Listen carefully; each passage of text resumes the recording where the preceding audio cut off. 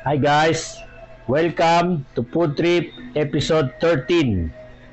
At ngayon gagawa tayo ng literal na porks and beans. Yan, marami nangangarap niyan kasi usually sa ganitong delata na pork and beans, isa lang ang pork. Kaya ngayon, i-enhance natin to at samahan nyo kami.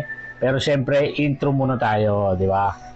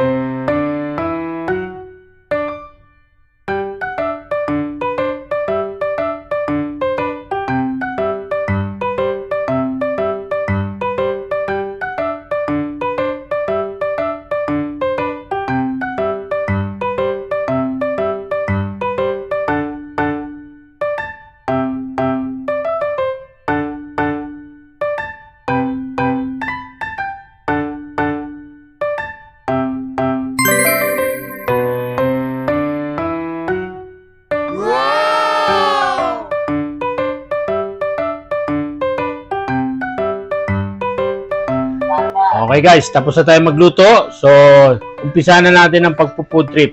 Ito na siya. Yan. Okay. Kaya, samahan nyo kami at mag-umpisa na tayo mag-food trip. Pero syempre, bagong lahat, wag nyo kalilimutan mag-like, share, and subscribe sa aking YouTube channel, Arn Corpus TV. Ito siya. Yan. Kaya, para ma-update kayo sa mga susunod na episode ng ating food trip. Kaya atras, kain na tayo. In the Father, Son, the Holy Spirit, Amen. Bless us, O Lord, in this thy gift which we are about to receive from thy bounty through Christ our Lord. Amen. Okay, kain na tayo.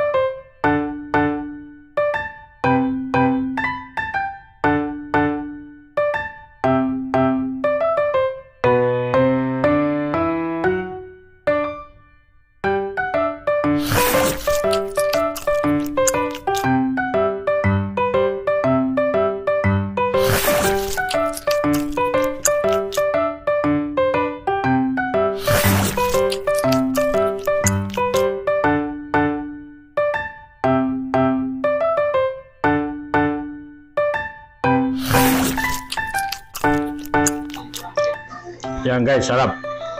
Na-enhance yung pork and beans. Talagang ginawa natin literal na porks and beans.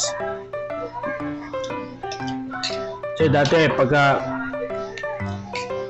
bumili ka ng delata na pork and beans, talagang isa lang yung pork. Mag-uunahan pa kayo kung marami kayo sa bahay, mag-uunahan kayo kung sino makakain ng nag-iisang pork.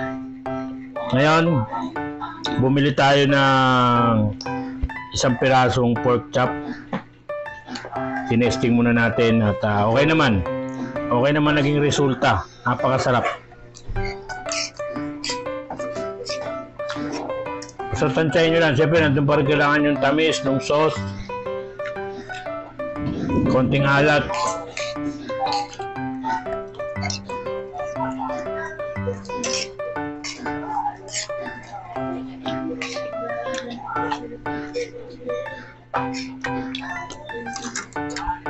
Ang sarap.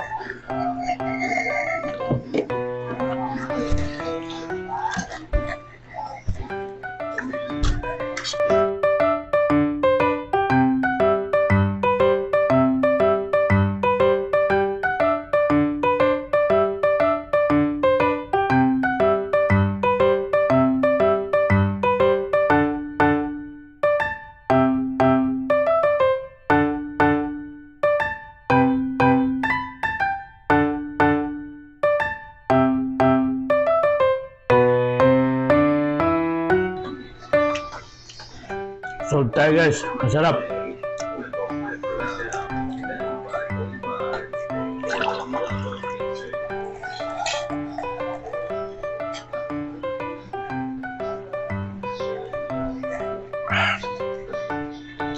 Okay.